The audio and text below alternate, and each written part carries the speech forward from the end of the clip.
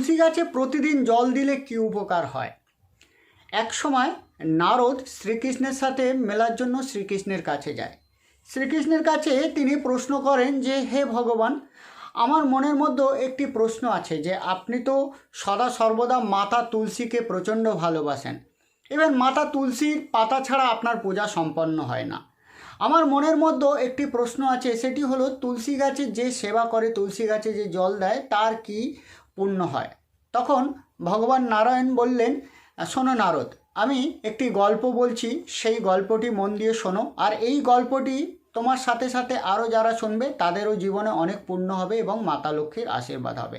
তো বন্ধুরা, আপনারাও গল্পটি শেষ পর্যন্ত শুনুন এবং যারা মাতা লক্ষ্মীর আশীর্বাদ পেতে চাইছেন তারা ভিডিওটিকে এক্ষুনি লাইক করে দিয়ে ভিডিও কমেন্ট বক্সে জয় মা লক্ষ্মী অবশ্যই কমেন্ট করে জানান। তো নারায়ণ বললেন, শোনো নারদ, যতগুলো গাছ আছে গাছের মধ্যে বনস্পতির শ্রেষ্ঠ হচ্ছে তুলসী গাছ। সেই তুলসী গাছ হচ্ছে আমার প্রচণ্ড প্রিয়।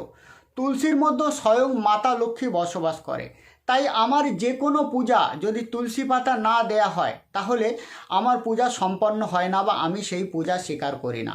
আর তুলসী গাছে যারা জল দেয় তাদের কি উপকার হয় সে বিষয়ে যে গল্পটি বলছি সেটি মন দিয়ে শোনো। প্রাচীনকালে সহিয়া পর্বতে করবীরপুর নামে একটি গ্রামে ধর্মদত্ত নামে একজন ব্রাহ্মণ ছিলেন।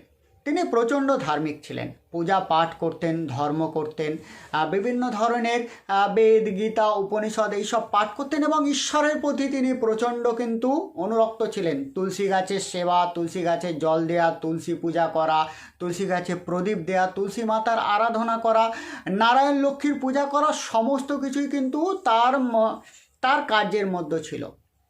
তো তিনি তার সাথে সাথে মানুষের সেবা করতেন, পশু পাখিরও সেবা করতেন। ওই গ্রামেরই একটু দূরে একটি নারায়ণ মন্দির ছিল। ওই নারায়ণ মন্দিরে একদিন তিনি পূজা করতে যাচ্ছেন, এই সময় একটি রাক্ষসী তার সামনে এসে পড়ে এবং সেই রাক্ষসী ব্রাহ্মণকে খাওয়ার জন্য উদ্যত হতে থাকে। তো ব্রাহ্মণ তখন প্রচণ্ড ভয় পেয়ে গিয়ে ভগবান নারায়ণের নাম নিতে নিতে একটি ঝোপের আড়ালে লুকিয়ে পড়েন। কিন্তু রাক্ষসী তো মনোবৃত্তি করেই ফেলেছেন যে সেই ব্রাহ্মণকে খাবেন। তখন তিনি প্রচণ্ড ভয় করে অর্থাৎ প্রচণ্ড ভীত হয়ে নারায়ণের নাম নিতে নিতে তার হাতে যে কুমণ্ডলী ছিল, সেই কুমণ্ডলী বা আগেকার দিনে ব্রাহ্মণদের হাতে একটি ঘট থাকতো দেখতেন, তো সেই ঘটের মধ্যে কিন্তু তুলসী মিশ্রিত জল ছিল। তো সেই তুলসী মিশ্রিত জল হাতে করে নিয়ে যখন সেই রাক্ষসী ব্রাহ্মণকে খেতে যাবে, তিনি নারায়ণের নাম নিয়ে তুলসী মিশ্রিত জল নিয়ে রাক্ষসীর গায়ে ছুঁড়ে মারে। যেই মুহূর্তে রাক্ষসীর গায়ে সেই তুলসী মিশ্রিত জল পড়ে, রাক্ষসীর শরীর জ্বলতে শুরু করে এবং তার যে রাক্ষস প্রবৃত্তি, সেই রাক্ষস প্রবৃত্তি ধীরে ধীরে ধীরে ধীরে নাশ হতে থাকে। তার রাক্ষস প্রবৃত্তি জ্বলে পুড়ে শেষ হয়ে যেতে থাকে এবং সাথে সাথে সেই যে রাক্ষসী, তার রাক্ষসীর পূর্বজন্মের যে স্মৃতি সেগুলো কিন্তু মনে হতে থাকে। পূর্বজন্মে তিনি কি পাপ করেছিলেন, কি পাপের জন্য তাকে কোন কোন সাজা ভোগ করতে হয়েছিল, কোন কারণে তাকে রাক্ষসী জন্মগ্রহণ করতে হয়েছে, সমস্ত কিছু কিন্তু তার মনে হতে থাকে এবং আস্তে আস্তে আস্তে আস্তে রাক্ষসী কিন্তু তার যে রাক্ষসী নিবৃত্তি সেটা থেকে বেরিয়ে এসে তিনি ধীরে ধীরে বুঝতে পারেন যে এই ব্রাহ্মণ কোনো সাধারণ ব্রাহ্মণ নয়। তিনি ব্রাহ্মণের কাছে হাত জোড়ো করে বললেন যে, হে ব্রাহ্মণ, আমাকে ক্ষমা করো, আমি পূর্বজন্মের যে পাপ করেছি সেই পাপের কারণে এখন আমি রাক্ষসী যোনিতে জন্মগ্রহণ করেছি এবং রাক্ষসী যোনিতে জন্মগ্রহণ করে আমি আমার সাজা ভোগ করছি।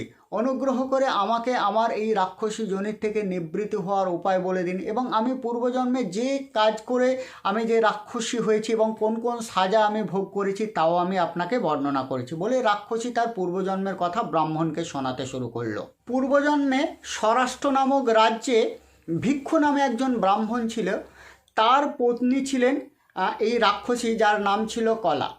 তো বন্ধুরা, এই যে রাক্ষসী যে কলা ছিলেন, উনি কিন্তু ওই যে ব্রাহ্মণ ছিলেন উনি প্রচণ্ড ধার্মিক ছিলেন, ঈশ্বরের ভক্তি করতেন, কিন্তু এই যে কলা নামে যে স্ত্রী অর্থাৎ এই যে রাক্ষসী, ইনি কিন্তু ব্রাহ্মণকে ভক্তি করতেন না, ব্রাহ্মণের সাথে সদা সর্বদা ঝগড়া করতেন, সাথে সাথে ব্রাহ্মণকে খেতে দিতেন না, ব্রাহ্মণের আগে তিনি নিজে খেয়ে নিতেন, বাসি খাবার ব্রাহ্মণকে খাওয়াতেন এবং ব্রাহ্মণের সাথে সদা সর্বদা ঝগড়া করতেন, ব্রাহ্মণকে কুকথা শোনাতেন, স্বামীর নিন্দা করতেন এবং এই দেখে তার যে স্বামী ব্রাহ্মণ তিনি বিরক্ত হয়ে ওই রাক্ষসী অর্থাৎ কলাকে বাদ দিয়ে তিনি আরেকটি বিবাহ করে নেন। তো এইটি দেখে কলা নামক যে মহিলাটি তিনি কিন্তু দুঃখে রাগে তিনি কিন্তু সুইসাইড করে নেয়। সুইসাইড করার পরে যথারীতি তার কিন্তু তাকে নিয়ে যাওয়া হয় যমরাজের দুয়ারে গিয়ে তার বিচার করা হয়। তো যমরাজ চিত্রগুপ্তকে বলে যে দেখো এই যে মহিলা এনার কী কী পুণ্য বা পাপেরে আছে। তো তখন চিত্রগুপ্ত বলেন যে এই ভদ্রমহিলা কোনো পুণ্য কাজই করেননি, সারা জীবনে স্বামীকে অত্যাচার করেছেন, স্বামীকে বাজে কথা শুনেছেন, স্বামীকে কোনো কিছু খাবার খেতে দেননি, স্বামীকে সদা সর্বদা স্বামীর জীবন ব্যতিব্যস্ত করে দিয়েছে। সুতরাং এই ভদ্রমহিলা প্রচণ্ড খল চরিত্রের, এই ভদ্রমহিলা প্রচণ্ড পাপী। তখন যমরাজ বললেন যে শোনো কলা, তুমি স্বয়ং মিষ্টান্ন ভোজন করেছো, পতিকে খেতে দাওনি, পতির সাথে ঝগড়া করেছো, পতির সাথে সদা সর্বদা বাজে ব্যবহার করেছো। এই ব্যবহারের জন্য তোমাকে চামচিকের জন্ম দেওয়া হবে। এই চামচিকের জন্ম তোমার শেষ হয়ে গেলে চামচিকের জন্মে তুমি কিন্তু বিষ্ঠা পান করবে এবং তুমি কষ্ট ভোগ করবে। দ্বিতীয়ত, তুমি সদা পতি বা স্বামীর প্রতি হিংসা করেছো, স্বামীর সাথে ঝগড়া করেছো, স্বামীকে সুখ দাওনি, যার জন্য তোমাকে ওই চামচিকের জন্ম শেষ হয়ে যাওয়ার পরে তোমাকে কিন্তু শুয়োরের জন্মও গ্রহণ করতে হবে।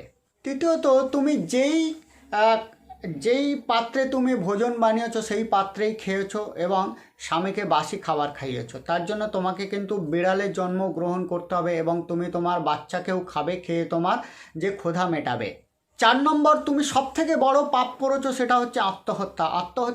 আত্মহত্যা হচ্ছে মহাপাপ। এই জন্য তোমাকে কিন্তু প্রেতজনী রাক্ষসজনিতে অংশগ্রহণ বা জন্মগ্রহণ করে জন্মান্তর তোমার ক্ষুধা তৃষ্ণাতে তোমাকে কিন্তু ঘুরে বেড়াতে হবে। তো এই জন্যই আমি কিন্তু এই রাক্ষসজনিতে জন্মগ্রহণ করে আমি মানুষের রক্ত পান করি, কিন্তু তাতেও আমার ক্ষুধা নিবৃত্তি হয় না। হে ব্রাহ্মণ, আমাকে বলো আমি কিভাবে আমার এই পাপ থেকে মুক্ত হব।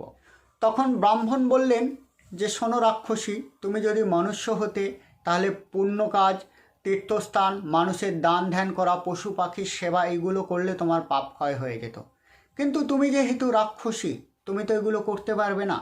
তো আমি একজন পবিত্র ব্রাহ্মণ, আমি সারা জীবন আমি নারায়ণের সেবা করেছি, তুলসী মাতার সেবা করেছি। আমি এই আমার জীবনের যাবতীয় সমস্ত পূর্ণ শক্তি দিয়ে এই তুলসী গাছের যে জল, এই জল আমি মন্ত্রপুত করে তোমার শরীরে দিচ্ছি। আমার সমস্ত পুণ্য তোমার মধ্যে চলে যাবে এবং তুমি রাক্ষসী যোনি থেকে মুক্ত হবে। বলে ব্রাহ্মণ সেই তুলসী গাছের জল নিয়ে মন্ত্রপুত করে রাক্ষসীর গায়ে ছড়িয়ে দিল এবং রাক্ষসী একটি সুন্দর নারীতে পরিপূর্ণ হয়ে আত্মারূপে স্বর্গে গমন করলো। এইখানে গল্পটি শেষ হলো। ভগবান বিষ্ণু এবার বললেন, হে নারদ, বনস্পতির মধ্যে সবথেকে প্রিয় হচ্ছে আমার কাছে তুলসী, আর মাসের মধ্যে প্রিয় হচ্ছে কার্তিক মাস, আর তিথির মধ্যে প্রিয় হচ্ছে একাদশী তিথি। অর্থাৎ একাদশী তিথিতে যে আমার পূজা করবে তার আমি প্রচণ্ড প্রিয় হয়ে যাই বা তার ভক্ত হয়ে যাই।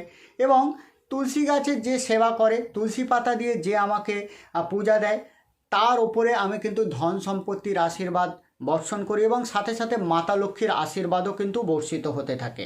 যে বাড়ির সামনে তুলসী গাছ থাকে এবং তুলসী গাছে প্রতিনিয়ত জল প্রদান করা হয় এবং প্রদীপ অর্পণ করা হয়, মাতা তুলসীর কাছে প্রার্থনা করা হয়, সেই বাড়িতে কখনো দুঃখ দারিদ্রতা প্রবেশ করতে পারে না। সেই বাড়িতে সুখ সদা সর্বদা কিন্তু চুম্বকের মতো আকর্ষিত হতে থাকে। যেখানে তুলসী গাছ আছে তার আশেপাশে কেউ যদি থুতু ফেলে, নোংরা করে রাখে, জুতো খুলে রাখে, তাহলে তার কিন্তু ঘোর পাপ হয়। তার জীবনে দুঃখ দারিদ্রতা সদা সর্বদা লেগে থাকে। তুলসী গাছের পাশে দীপক বা প্রদীপ জ্বালিয়ে সেই প্রদীপ নিভিয়ে রাখা উচিত নয়, সেই প্রদীপ আপনার সরিয়ে নেওয়া উচিত। তুলসী গাছে জল দেওয়ার সময় সদা সর্বদা শুদ্ধ বস্ত্র পরিধান করে জল দেওয়া উচিত। তুলসী গাছকে দেবতা দেবীর মতোই সম্মান করা উচিত। জুতো চপ্পল পরে তুলসী গাছের কাছে যাওয়া উচিত নয়। তুলসী গাছের আশেপাশে সদা সর্বদা পবিত্র রাখা উচিত। তো বন্ধুরা, আপনারা জেনে নিলেন যে যারা তুলসী গাছে জল দেয়, তুলসী গাছের সেবা করে, তাদের মধ্যে কতটা শক্তি থাকে। তো বন্ধুরা, গল্পটি কেমন লাগলো, কাহিনীটি কেমন লাগলো, এটি একটি তথ্য থেকে আমি সংগ্রহ করেছি গল্পটি। তো গল্পটি ভালো লাগলে ভিডিও কমেন্ট বক্সে কমেন্ট করে জানাবেন। আজকের মতো আমি আপনাদের থেকে বিদায় নিচ্ছি। কাল আবার নতুন কোনো ভিডিও নিয়ে আমি অবশ্যই আপনাদের সামনে উপস্থিত হব।